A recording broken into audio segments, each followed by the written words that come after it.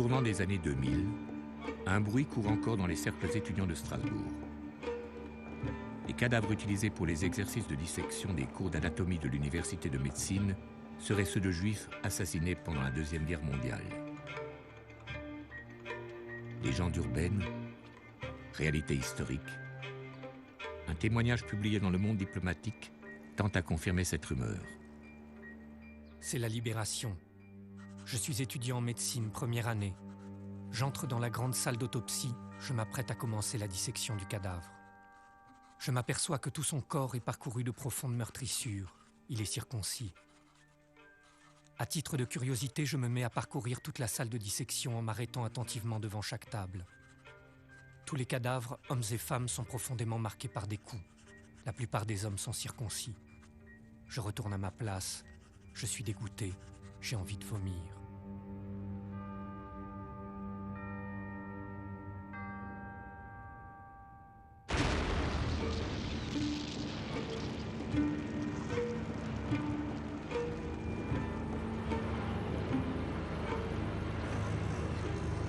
À l'origine de cette rumeur, il y a une découverte macabre faite le 1er décembre 1944 par les Alliés qui viennent de libérer l'Alsace. Annexé depuis 4 ans par le Troisième Reich, Strasbourg est tombé comme par surprise, presque sans combat. Les troupes sont entrées dans une ville fantôme. Un groupe de soldats français qui s'enfonce dans les sous-sols de l'Institut d'anatomie de la faculté de médecine, qui était jusqu'alors sous contrôle nazi, découvre plongés dans des cuves d'alcool les restes de 86 corps, entiers ou découpés en tronçons, affreusement mutilés et rendus méconnaissables. Si la présence de cadavres dans un institut d'anatomie est normale, le traitement qui semble avoir été réservé à cela est pour le moins inhabituel. Une enquête est ouverte. Et la presse du monde entier dénonce bientôt un crime abject. Ces corps seraient ceux de cobayes humains, utilisés par un certain docteur Hirt, un médecin nazi qui mena des expériences médicales au Struthof, un camp de concentration méconnu, situé sur l'actuel sol français. Mais une information en temps de guerre en chassant une autre, ce crime se perd bientôt dans les mémoires, jusqu'à être oublié pendant plus de 60 ans. Que s'est-il passé exactement? Il aura fallu attendre ces dernières années et le travail obstiné de quelques chercheurs et historiens pour que toute la lumière soit faite sur cette histoire qui apparaît aujourd'hui comme celle de l'un des pires crimes du Troisième Reich. Un crime idéologique qui résume à lui seul l'ensemble du projet nazi. Un crime commis au nom de la science. Une science au service du mal.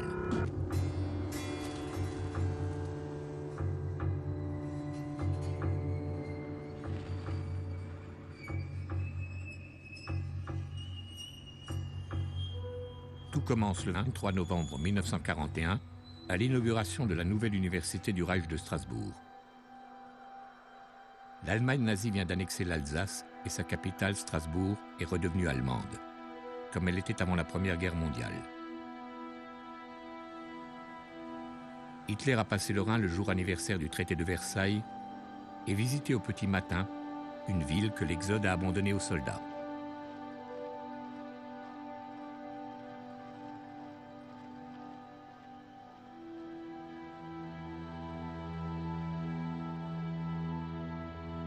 Le Führer se rend en personne à la cathédrale de Strasbourg dont les cloches sonnent le glas de la République en terre alsacienne. À son état-major autour de lui rangé, il prophétise « Nous garderons la plaine d'Alsace pour toujours dans le Reich ». Et la toute nouvelle université qu'il veut créer à Strasbourg a un rôle central à jouer dans cette perspective. Son inauguration ce 23 novembre 1941, sous l'œil des nombreuses caméras de la propagande, devient donc un événement à la fois médiatique et politique, mais aussi historique et scientifique. L'Allemagne a commencé, même avant la guerre, à annexer des territoires. Elle a d'abord annexé l'Autriche et puis ensuite elle a annexé une partie de la Tchécoslovaquie, donc la Bohème-Moravie. Et à ce moment-là, elle a créé une Reich-Université de Prague.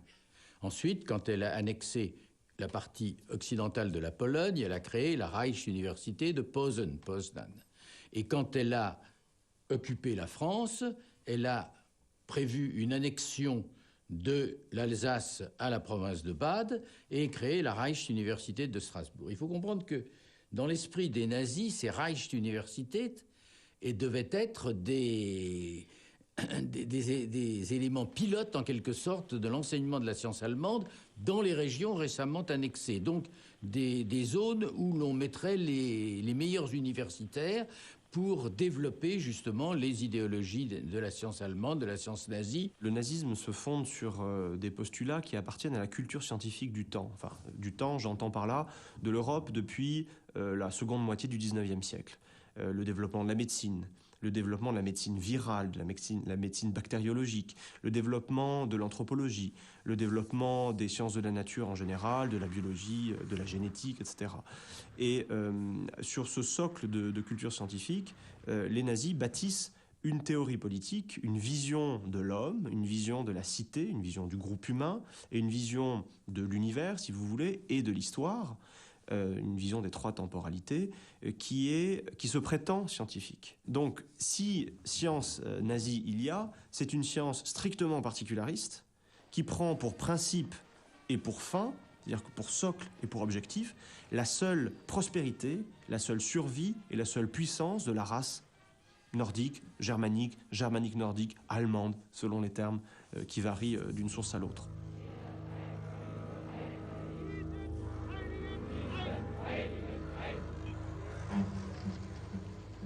Grâce à ces universités de pointe et à cette idéologie à prétention scientifique, le nazisme, dont Hitler disait qu'il était une biologie appliquée, accueille et recrute en masse les médecins qui deviennent rapidement l'une des professions les mieux représentées au sein du NSDAP.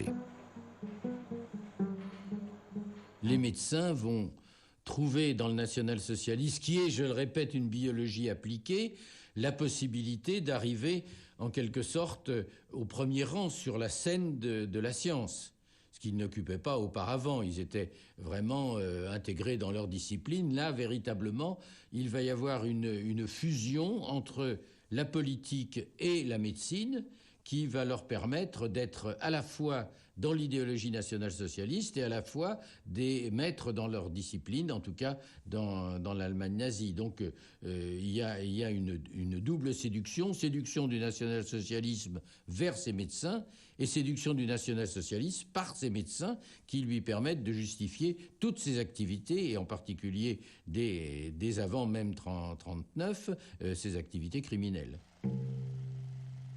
Le jour de l'inauguration de l'Université du Reich de Strasbourg, parmi les 28 nouveaux professeurs, sélectionnés pour leur excellence mais aussi pour la ferveur de leur engagement idéologique, se trouve August Hirt. Âgé de 43 ans, c'est déjà un anatomiste reconnu, que sa réputation précède et dont le caractère tranché laisse un souvenir profond. Je l'ai considéré, je n'étais pas le seul, comme un excellent professeur d'anatomie. D'ailleurs, tout le monde savait, et il était reconnu en Allemagne et même en dehors d'Allemagne, comme un excellent anatomiste. Mais pour le reste, c'est un homme qu'on exécrait, ça c'est clair. Mais pas comme enseignant, comme homme. Et d'ailleurs, je me souviens que, et ça montre un peu la finesse d'esprit de l'homme. Un jour, Hirt, dans le cours, dit, je vais d'abord le dire en allemand, Die Weiber scheren sich nach hinten, ich mag diesen Menstruationgeruch nicht.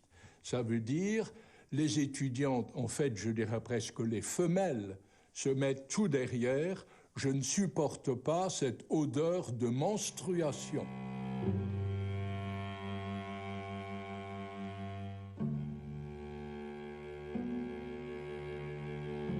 Auguste Hirt est un personnage qui est, à mon avis, parfaitement caricatural, représentatif de ce qu'est un authentique national-socialiste.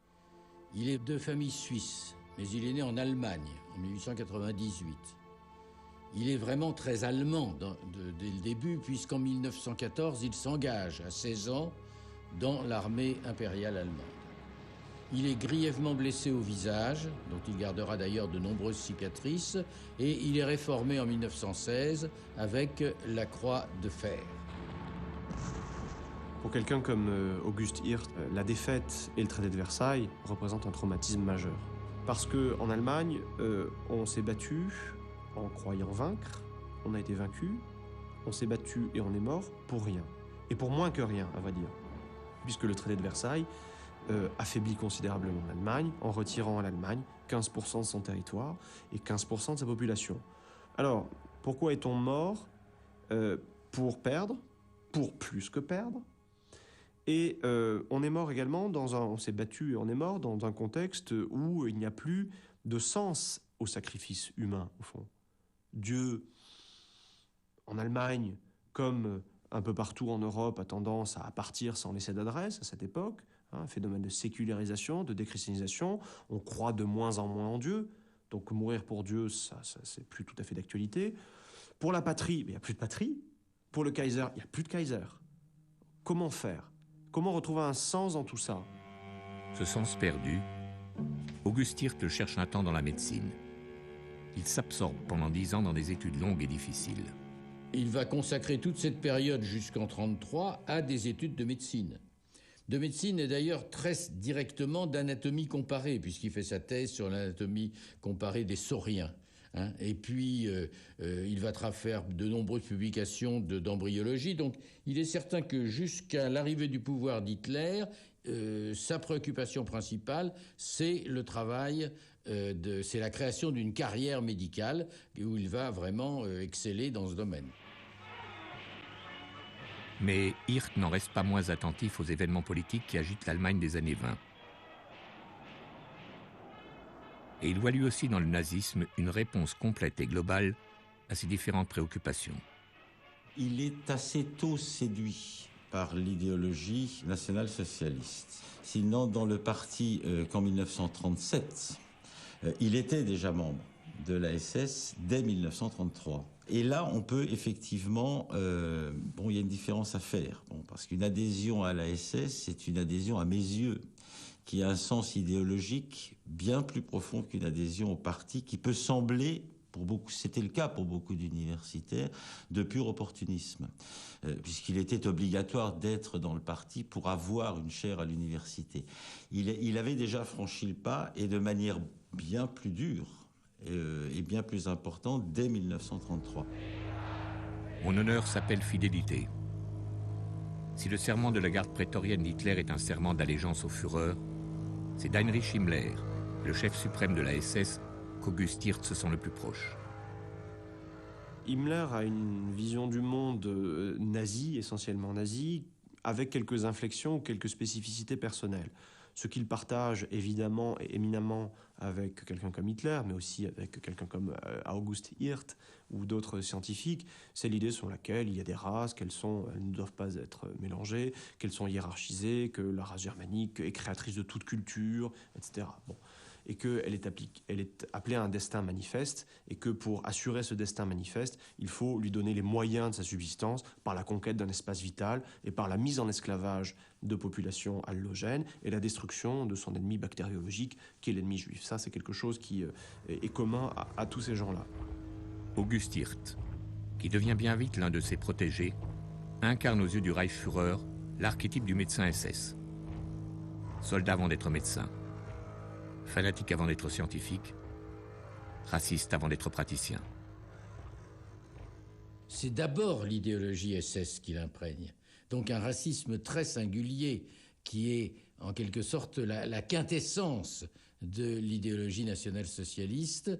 Et c'est dans cet esprit qu'il s'inscrit. Il cherche à gravir des échelons à l'intérieur de la SS, puisqu'il va finir Obersturmbannführer, c'est-à-dire commandant, ce qui est quand même un titre assez élevé dans la hiérarchie SS.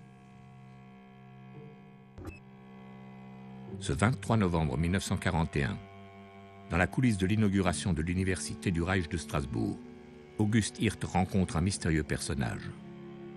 Il s'agit d'un ancien libraire, proche lui aussi de Himmler, et qui dirige l'Ahnenerbe, ou héritage des ancêtres. Une organisation obscure et tentaculaire, dépendante de la SS et très influente sous le Troisième Reich. L'Ahnenerbe a pour mission et pour périmètre tout ce qui concerne le savoir et la science allemande. Et de ce point de vue-là, la création et l'inauguration de la Reichsuniversität de Strasbourg en 1941, à l'automne 1941, était un événement scientifico-politique majeur où se trouvent escalités en délégation officielle des représentants de l'Ahnenerbe, c'est-à-dire de ce centre de recherche de la SS. Et c'est à cette occasion-là que le chef de l'Ahnenerbe, un dénommé Sievers, va rencontrer Hirt. Sievers lui parle de son organisation et de ses nouvelles ambitions. Si l'Ahnenerbe, qui bénéficie de moyens grandioses, a mené jusqu'alors nombre de recherches plus ou moins délirantes sur les grands mythes occidentaux, la traque du secret des alchimistes, la quête du Graal, ou même la recherche du marteau de Thor, Sievers a décidé qu'elle devait désormais surtout s'attacher à définir scientifiquement ce qui constitue à la fois le socle et la clé de voûte de l'idéologie nazie, l'existence des races. L'Ahnenerbe, donc, est évidemment une fondation pour recueillir l'héritage des ancêtres, avec toute la part mythique. Mais en même temps, recueillir l'héritage des ancêtres, c'est recueillir l'héritage de l'arianisme, et de savoir également qui est arien et qui est sémite. Donc il va falloir, en même temps que l'on définit ce passé, savoir exactement quel est l'adversaire que l'on combat. Et l'adversaire, c'est le sémite. Donc on a besoin de définir le sémite. La définition de ce que les nazis appellent le juif et de ce que les nazis appellent l'arien ou l'homme germanique nordique, c'est le gros problème de ce racisme nazi, qui est comme une espèce de trou noir. Vous avez une aspiration, une antimatière au centre, parce qu'au centre, vous n'avez rien. Vous avez tout un échafaudage, une structure qui est faite de mots, qui est faite d'images, qui est faite de normes. Il faut agir ainsi envers les juifs, ainsi envers les hommes nordiques, etc. Mais au centre, qu'est-ce que c'est au fond que l'arien? Qu'est-ce que c'est que le juif? Personne n'en sait rien. Or, en 1941, la nécessité de prouver l'existence des races et de définir qui est qui se fait d'autant plus impérieuse pour les nazis que leur politique anti-juive battent désormais leur plein en Allemagne et dans les territoires occupés. Port de l'Étoile, profession interdite, transport réservé, rassemblement en ghetto, spoliation en tout genre, affamement planifié. Pis, depuis que l'opération Barbarossa qui prévoit l'invasion de l'URSS a commencé en juin 1941, c'est-à-dire quelques mois seulement avant l'inauguration de l'université du Reich, l'extermination totale des Juifs a été officiellement décidée. D'un côté, les Einsatzgruppen assassinent systématiquement tous les Juifs qu'ils trouvent sur leur passage. De l'autre, mise en œuvre elle aussi par Himmler et sa SS, les déportations massives vers les usines de mort vont bientôt commencer. C'est quasiment obsessionnel chez eux de savoir qui est juif et qui n'est pas juif. Dans cette vision absolument paradoxale, ils ne veulent pas commettre d'erreur.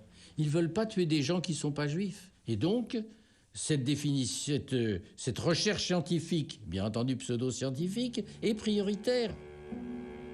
Comment définir les Juifs de la manière la plus scientifique pour mieux les trouver tous et tous les détruire? Une vieille question, mais à laquelle les nazis ont besoin au plus vite d'apporter une réponse en ce mois de novembre 1941, sous la verrière de l'université du Reich de Strasbourg. C'est de cela que Sievers et Hirt s'entretiennent. Et c'est ici même, et à ce moment-là, qu'August Hirt imagine un projet qui, en tout autre temps et en tout autre lieu, aurait été considéré comme fou, barbare et criminel. Il l'expose en détail à Sievers, qui le soutient dans une longue lettre adressée personnellement à Himmler. Il existe d'importantes collections de crânes de presque toutes les races et peuples. Cependant, il n'existe que très peu de spécimens de crânes de la race juive permettant une étude et des conclusions précises.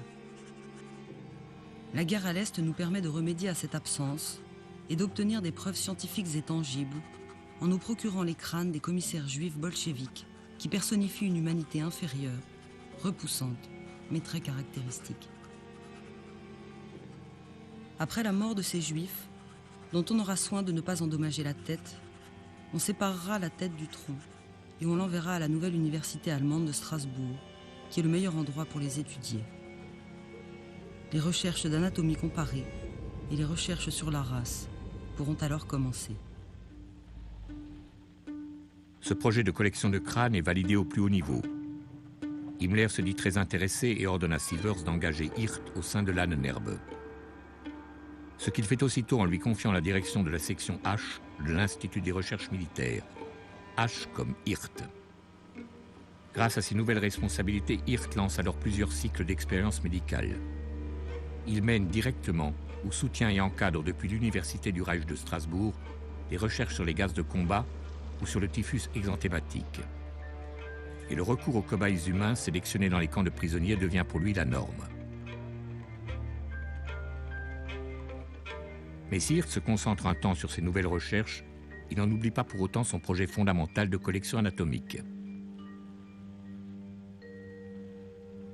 Et quand au milieu de l'année 1942, il décide de s'y consacrer pleinement, c'est avec une ambition renouvelée et des perspectives plus amples.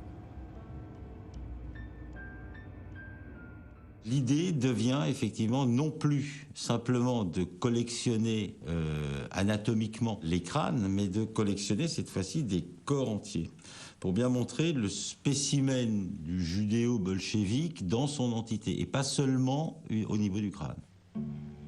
Car une telle collection anatomique, en plus d'aider à déterminer les caractéristiques de la race juive, pourrait selon Hirt jouer un rôle encore plus important à l'avenir. Il s'en explique auprès d'Himmler et de Sievers.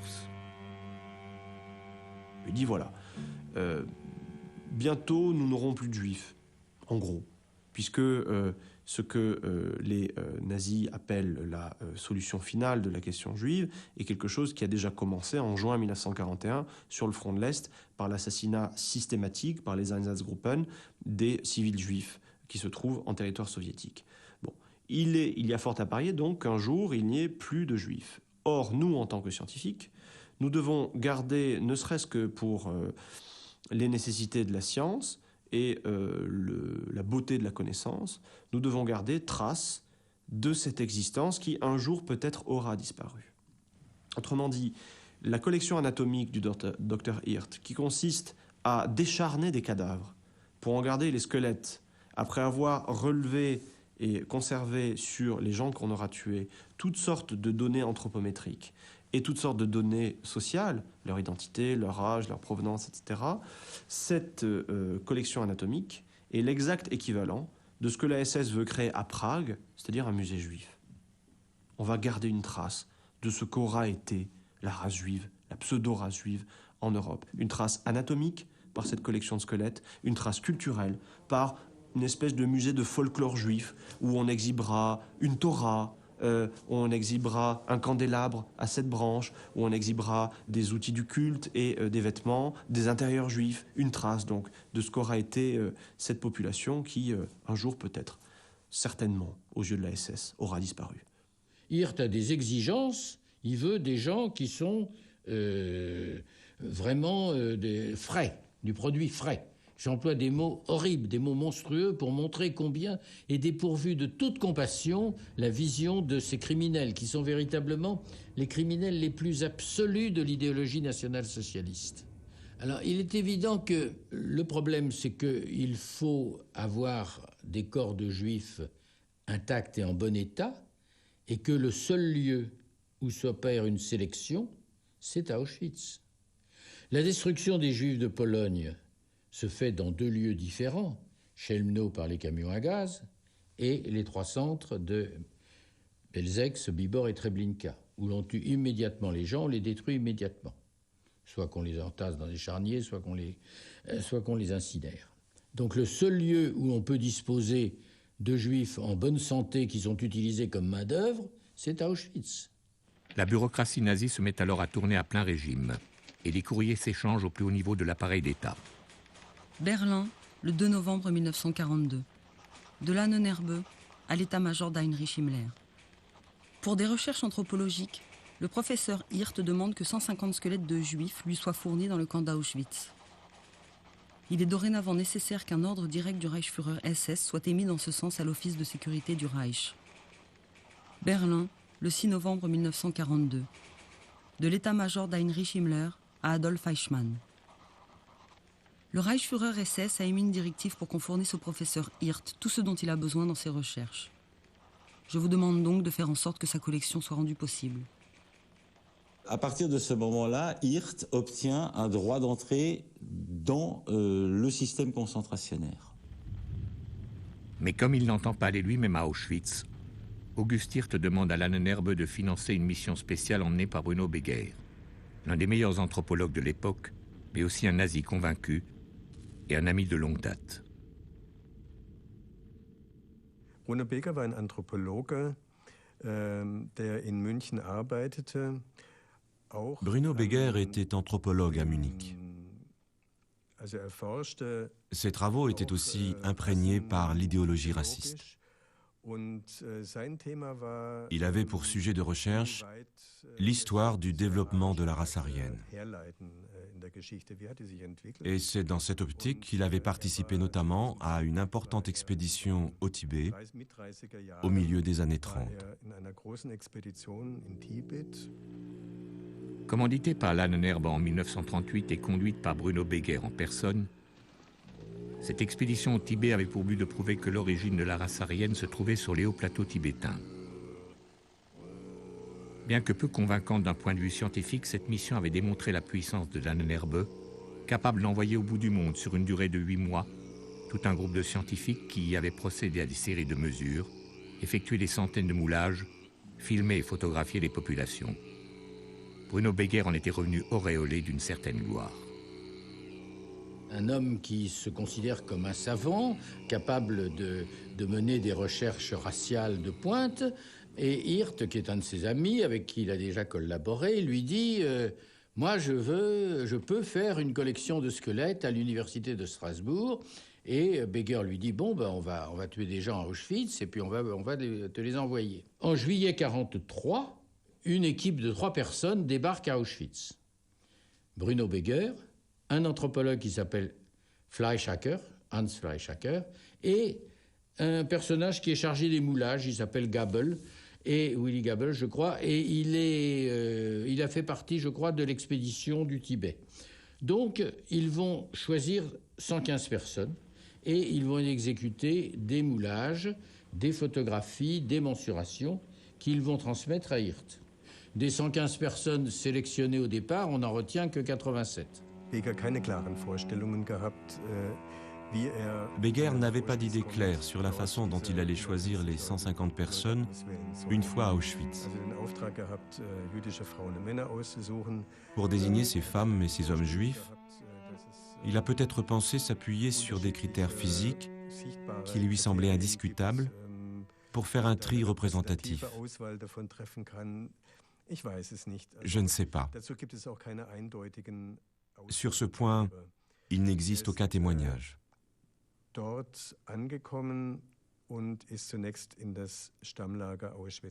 Quand il est arrivé au camp, il n'y avait que des hommes, sauf dans le bloc numéro 10, où étaient regroupées les femmes.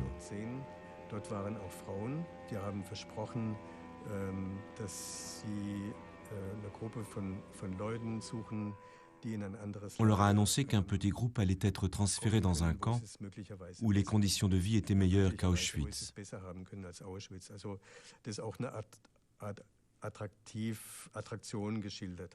Beger a certainement choisi directement un certain nombre de personnes et les autres se sont portés volontaires sans savoir dans quoi ils s'engageaient.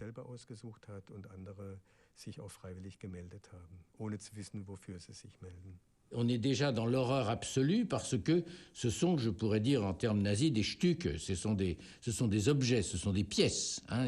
Ils n'ont plus la qualité humaine que dans l'esprit des SS. Ce qui est important, c'est d'avoir des moulages de bonne qualité, des images de bonne qualité. Ce ne sont plus des êtres humains.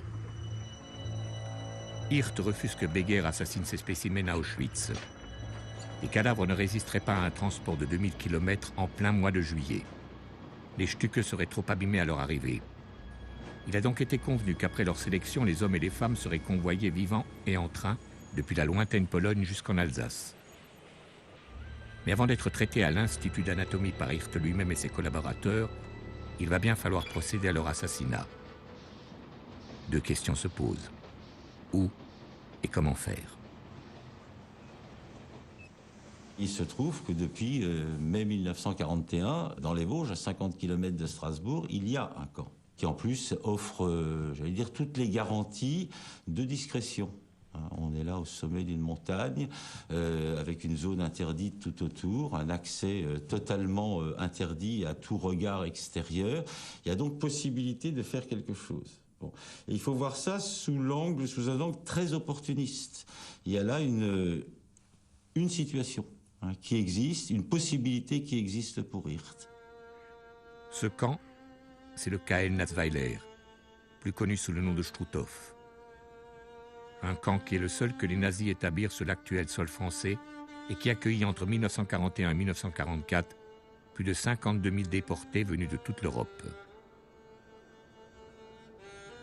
Bien que de dimension réduite, et malgré ses installations alors toutes neuves, avec ses appels sans fin dans le froid et la nuit, ses capots gras, veules et brutaux, ses travaux forcés aussi épuisants qu'inutiles, avec ses miradors et ses sentinelles prêtes à tirer à tout instant, avec son arbitraire, ses brimades, ses humiliations et ses coups, mais aussi avec sa villa du commandant bordée d'une oblongue piscine, et ses concerts de musique classique les dimanches pour se reposer d'une semaine de pendaison, avec sa construction en étage, le long d'une interminable côte qu'il faut sans cesse monter et redescendre, avec la famine et la maladie pour quotidien, et avec la mort pour seul horizon, le Struthof offre alors une parfaite image de l'horreur concentrationnaire.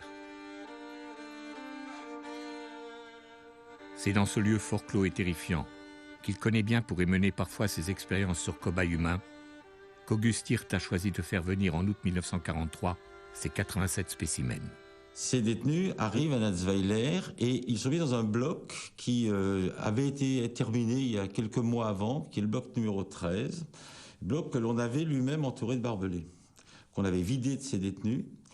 Et ils ont été gardés dans ce bloc numéro 13 pendant une quinzaine de jours, probablement remis en état, c'est-à-dire nourris de manière à ce que il y avait un terme qui avait été utilisé comme quoi il devait être nourri mit Vollkost, c'est-à-dire de la même manière, avec le mieux possible.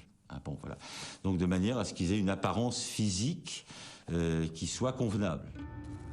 C'est à Joseph Kramer, le commandant du camp, qu'August Hirt confie la tâche de veiller en personne sur ses 87 cobayes. Les deux hommes ne s'apprécient guère, mais Kramer, en SS discipliné, obéit au doigt et à l'œil à Himmler. Et son absence d'état d'âme, les prisonniers ne le surnomment-ils pas la bête, en fait malgré tout aux yeux de Hirt la personne ressource pour exécuter ses basses besognes. On est là en présence d'un responsable, d'un commandant de camp qui est totalement typique de ce que l'on peut imaginer du commandant de camp. C'est-à-dire un homme qui est médiocre, qui a connu une existence médiocre dans ses premières années, dans ses 20-25 premières années. À partir de 1933, il trouve un emploi dans le système concentrationnaire. Et dans le système concentrationnaire, il commence tout petit. Tout petit, il monte progressivement en échelon et il va de camp en camp. Et à chaque fois, il fait son apprentissage. Alors, il passe par Dachau, il passe par Mauthausen, il passe par Brunwald. Oui. Et à chaque fois, donc, il acquiert une expérience qui fait de lui un homme qui est particulièrement efficace. Mais comme Kramer a aussi officié à Auschwitz, il s'inspire d'une méthode utilisée là-bas depuis peu pour assassiner rapidement et surtout proprement. Il fallait que les décors intacts, donc il n'y avait qu'une seule solution pour avoir des corps intacts, il fallait procéder par asphyxie. Et c'est de là que vient effectivement l'idée de la construction d'une chambre à gaz. Pour des raisons de discrétion, le choix de Hirt et de Kramer se porte sur un petit bâtiment qui se trouve hors de l'enceinte du camp, à 800 mètres de là, en contrebas. Une maisonnette qui peut être charmante du temps où elle n'était qu'une salle des fêtes. Et le Struthof, encore une station de ski. C'est dans ce bâtiment-là qu'on décide d'aménager une chambre à gaz, qui est toute petite. Bon, ses dimensions sont minuscules. On utilise à un endroit, que l'on aménage avec du carrelage au plafond, au sol et sur les murs, avec un écoulement central, avec une évacuation qui se voit à l'extérieur, une cheminée avec une tirette que l'on actionne depuis l'extérieur pour évacuer les gaz. C'est un petit peu du bricolage. Mais on a l'exemple réduit, puisqu'il ne s'agit que d'un petit espace de 20 mètres cubes qui devait traiter, selon le vocabulaire nazi, à peine une centaine de personnes. On a un exemple de la procédure de mise à mort dans ce que l'on appelle les centres de mise à mort. Donc on a un témoignage physique, si vous voulez, de la procédure d'assassinat. Document d'une valeur historique majeure. Voici le registre de l'intendance du camp qui, jour après jour, consigne au milieu de la foule des menus travaux ce qui concerne la chambre à gaz. Plus accablant encore, le carnet de notes de Volkmar, l'adjoint de Kramer, qui écrivait tout ce qu'il avait à faire et barrait ce qu'il avait déjà fait. La mention gaz prussique professeur Hirt apparaît entre deux activités anodines. C'est là l'accusé de réception du cyclone B qu'Hirt vient de faire porter au camp. Comme l'indique la rature, le gaz a bien été remis en main propre à Kramer. On va utiliser pour détruire ces personnes le même gaz qu'à Auschwitz, c'est-à-dire le cyclone B, l'acide cyanhydrique. Donc quand le commandant du camp, Joseph Kramer, va procéder à l'exécution, il va tuer d'abord 2 groupes de femmes et il va tuer le reste des hommes, environ 35 femmes et 50 hommes.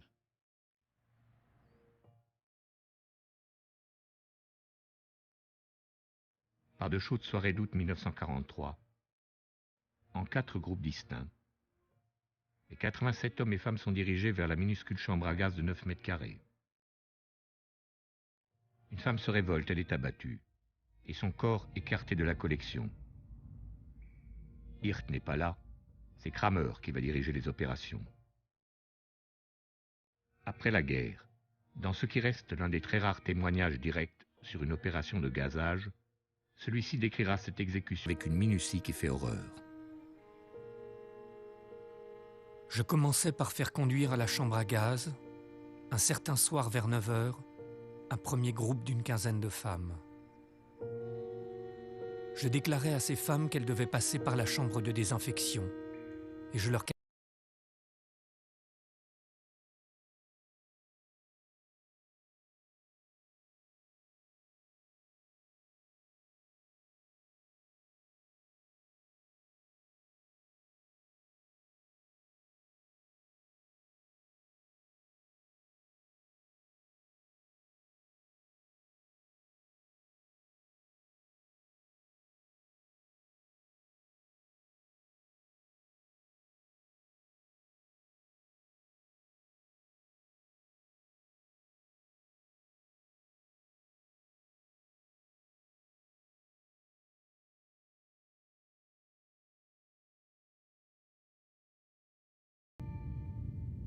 Ces cadavres sont immédiatement chargés en camion et transférés à l'Institut d'anatomie de la Reichsuniversität de Strasbourg dans des cuves anatomiques. Voilà. Dans des cuves à cadavres avec du formol. Bon, ça c'est le schéma classique de tout institut d'anatomie. On conservait les cadavres dans du formol. Alors selon les dires du personnel qui travaillait à ce moment-là à l'Institut d'anatomie, ces cadavres n'étaient pas encore rigides lorsqu'ils arrivaient à Strasbourg. Ça veut donc dire que le transfert s'est fait très rapidement, immédiatement. Et ensuite, ils sont plongés donc dans ce formol dans lesquels on va les conserver dans le but, justement, de constituer cette fameuse collection. Lorsque les 86 cadavres arrivent à l'Institut d'anatomie de Strasbourg, c'est l'aboutissement d'un processus long de presque 2 ans qui a mobilisé certaines des plus hautes personnalités du Reich. Il a fait l'objet d'une procédure administrative minutieuse. Il a nécessité des convois spéciaux. Il a bénéficié de moyens considérables. Il a mis à contribution certaines des organisations les plus puissantes du Troisième Reich. C'est pourquoi, après tant d'efforts de toutes parts, on imagine un Auguste Hirt impatient, trépignant derrière ses tables d'autopsie, instruments en main, désireux par-dessus tout d'entamer sa monstrueuse besogne. Et pourtant... Logiquement, on devrait pouvoir traiter ces corps, traiter les squelettes, etc. Mais en fait, on les abandonne. Hirt ne s'en occupe absolument plus. Ils vont rester là jusqu'à en septembre 1944, quand l'Alsace va être libérée. Et là, c'est un mystère. Pourquoi Hirt a centré tout là-dessus et n'a rien fait? Là, on peut se poser la question de savoir si, en fin de compte, ce qui lui importait était d'abord d'être chargé de cette mission, donc de se gonfler un petit peu de ce pouvoir, et si vraiment il avait envisagé de faire des recherches anatomiques sur des squelettes juifs. Ça n'a jamais servi à rien. Voilà. Alors, il faut essayer de... Alors, y a-t-il une explication rationnelle? Non. Ah bon, c'est une évidence. Il n'y a pas d'explication. On constate les choses. On a l'impression, ça donne un petit peu l'impression de se trouver face à un Hirt qui désormais a ce qu'il voulait. Il voulait ces cadavres. Il voulait constituer cette collection et il ne le fait pas. S'est-il rendu compte soudain de la vanité de son projet? Fraîchement promu doyen de l'université du Reich, s'est-il à nouveau laissé accaparer par ses autres expériences sur cobayes humains? Ou convaincu qu'il était jusqu'au bout de la victoire nazie, a-t-il plus sûrement préféré attendre pour réaliser son projet, que la guerre soit terminée et que le monde nouveau débarrassé des Juifs soit advenu? Une chose est sûre, en novembre 1944, les troupes allemandes se replient et les Alliés marchent sur l'Alsace. Dans l'urgence, Hirt s'adresse alors à Sievers, qui écrit un courrier à Himmler. En raison de la masse de travail que cela requiert, la réduction des corps en squelettes n'a pas encore été achevée. Le professeur Hirt demande quelle est la conduite à tenir vis-à-vis de la collection, au cas où Strasbourg serait menacée. Il est possible de décharner intégralement la collection pour la dissimuler. Mais cela signifierait qu'une partie du travail aura été faite pour rien et que cette collection unique sera perdue pour la science. Veuillez indiquer quelle solution serait préférable. 1. Conserver la collection en l'état. 2. La détruire en partie. 3. La détruire totalement.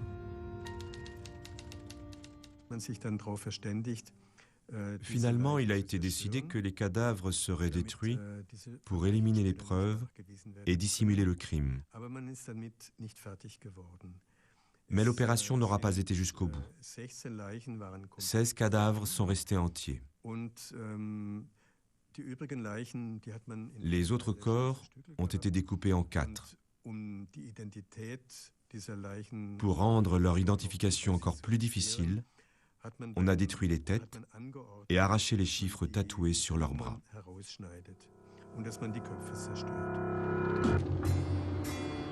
Voilà donc l'histoire de ce crime idéologique dont les Alliés découvrent l'une des scènes à la libération de Strasbourg dans les sous-sols de l'Institut d'anatomie.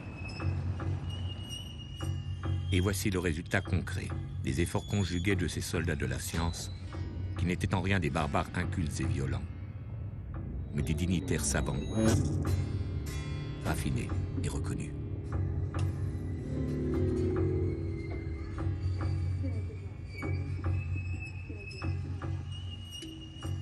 Quand le 2 décembre 1944, au lendemain de la découverte des cadavres, les soldats américains filment le Struthof, ils ne savent pas encore que c'est l'endroit même où les cobayes du professeur Hirt ont été assassinés.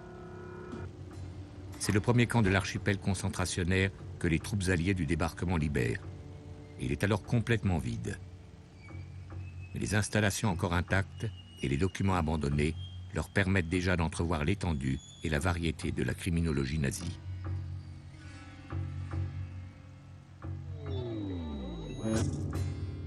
Très vite, des enquêtes sont ouvertes.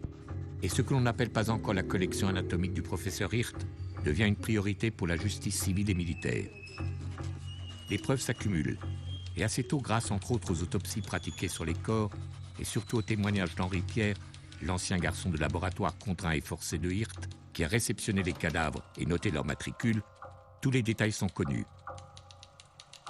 L'utilisation du gaz, les convois depuis Auschwitz, le rôle de Kramer, les recherches racistes, le soutien de Lahnenerbe, l'ensemble des expériences médicales menées par Auguste Hirt.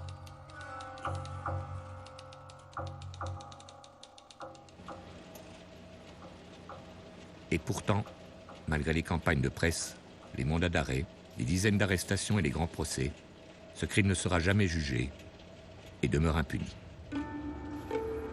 C'est que ces idéologues de la race et de la science ne se sont pas contentés d'assassiner des hommes et des femmes parce qu'ils étaient juifs. Ils ont encore prolongé leur crime en le niant, en essayant d'en effacer toute trace, en fuyant leurs responsabilités et en refusant de se soumettre à la justice.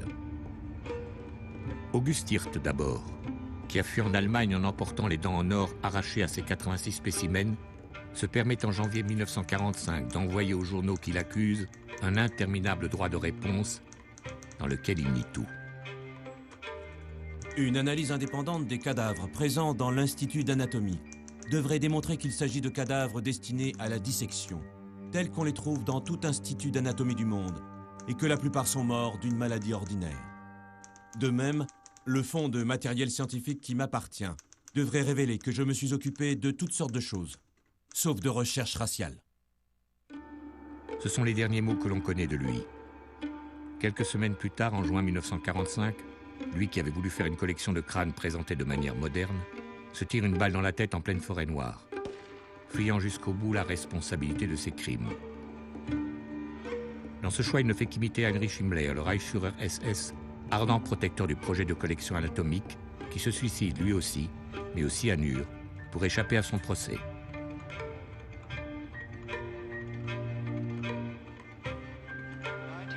Quant à Wolfram Sievers, le directeur de l'Annenherbe, il est arrêté après la guerre et comparé au procès dit des médecins, qui se tient à Nuremberg en 1947.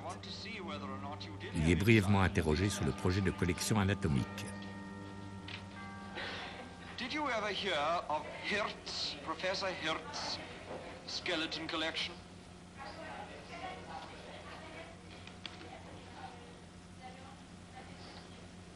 Es handelt sich hier eine Angelegenheit der Anatomie der Universität Straßburg.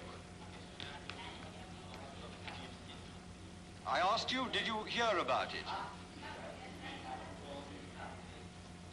Jawohl, ich habe davon gehört. Where were you going to get those skeletons from? Die sollten zur Verfügung gestellt werden aus Auschwitz. Sievers esquive, fait mine de ne pas se souvenir, se décharge sur Hirt. Et c'est seulement pour son rôle administratif au sein de l'Annenherbe en général, et pas sur la collection anatomique en particulier, qu'il est condamné à mort et pendu en mars 1947. Autre tribunal, autre accusé. Cette fois, il s'agit de Joseph Kramer, qui comparait au tribunal militaire de Lunebourg. Promu après son passage au Struthof, il a supervisé à Auschwitz le gazage des 500 000 juifs hongrois, puis été nommé commandant du camp de Bergen-Belsen, où, selon les dires de sa femme, il se sentait bien parce qu'il y avait plus de fleurs. S'il est lui aussi condamné à mort, à aucun moment le gazage des 86 cobayes humains d'August Hirt n'entrera dans son acte d'accusation. Il est pendu le 13 décembre 1945 sans avoir montré le moindre remords. Bruno Beger, enfin. Celui qui a sélectionné les 87 hommes et femmes à Auschwitz et qui avait proposé de les assassiner lui-même, n'a été condamné en 1970 qu'à 3 ans de prison avec sursis. Il est mort en 2009, âgé de 98 ans. Ainsi l'idée monstrueuse d'un savant criminel, encouragé par un démoniaque violent, patronné par un chef cruel, borné, curieux et insensible, et rejointe par un aventurier fanatique, fut-elle réalisée par les soins d'une brute disciplinée. Mais demeuré impuni, ce crime a même fini par s'oublier. Et son caractère à la fois exceptionnel et très emblématique a été perdu de vue. On est là face à quelque chose, tout d'abord, qui dépasse complètement, j'allais dire, le cadre de la raison. On ne peut pas dissocier ce qui s'est passé sur ces 86 à Strasbourg de l'histoire générale du nazisme et de l'histoire générale de l'extermination. On est dans un tout petit nombre par rapport à une immensité. Or, ce petit nombre est significatif de l'absolu idéologique, en disant, voilà, ça c'est la race, vous en êtes débarrassés. On l'a fait ailleurs, mais c'est ici qu'on le prouve. Le projet lui-même est un exemple de cet investissement de la politique par la science, ou de la science par la politique, qu'est le nazisme au fond, qui est essentiellement le nazisme. Cette collection a été constituée, elle a été inachevée, mais elle devait être constituée, d'une part pour donner des arguments scientifiques, quantifiables à l'existence d'une essence juive, d'un être juif. On devait définir scientifiquement par des mesures anthropométriques ce qu'était un juif. Ça a été un échec. C'est un échec nazi, comme ça a été un échec de tous les racistes de toute époque et en tout lieu. Et par ailleurs, et là, après la dimension scientifique, on passe à une dimension plus métaphysique, au fond, sur ce que c'est que le projet nazi. Ce projet nazi qui consiste à vouloir assassiner un peuple entier, puisque c'est à cette occasion qu'on a défini ce que c'était qu'un génocide en 1944, l'assassinat d'un peuple parce qu'il est peuple, et l'assassinat de gens parce qu'ils appartiennent à ce peuple, tout en documentant les traces ou les étapes du processus d'assassinat. Les archives SS sont considérablement nourries et devaient être nourries pour l'usage interne, et on devait conserver une trace de ce peuple que l'on se donnait pour but d'assassiner. Ce projet de collection de crânes de Hirt est totalement marginal dans le cadre des crimes de la médecine nazie et des expériences médicales dans les camps de concentration. On se trouve donc en quelque sorte à l'extrémité une des extrémités de l'horreur de la criminalité nationale socialiste. Et quand on se reporte au passé de ce projet, à toute l'histoire du développement donc du national-socialisme, même dès Weimar, on s'aperçoit que s'est construite en Allemagne l'idéologie la plus totalement mauvaise, et le mot mauvais est clair, de l'histoire de l'humanité. Alors que l'on peut discuter de certains systèmes totalitaires où il y a apparemment de bonnes idées au départ, des idées généreuses, le national-socialisme est totalement mauvais, totalement destructeur, et le fait que cette collection ait existé montre qu'il s'agissait d'une science de mort qui ne pouvait aboutir qu'à des extrémités de ce genre. Mais si la mémoire de ce crime semblait avoir été perdue, elle revenait régulièrement, comme par une opération inconsciente, une sorte de retour du refoulé, sous la forme d'une rumeur qui, pendant 60 ans, a hanté les milieux étudiants de Strasbourg. Et bien que les corps des 86 victimes aient été enterrés le 23 octobre 1945, il aura fallu attendre 2005 et l'apposition d'une plaque commémorative sur les murs de l'Institut d'anatomie pour que toute la vérité soit enfin dite sur cette histoire, que cessent ces bruits et que son identité soit rendue à chacune des victimes.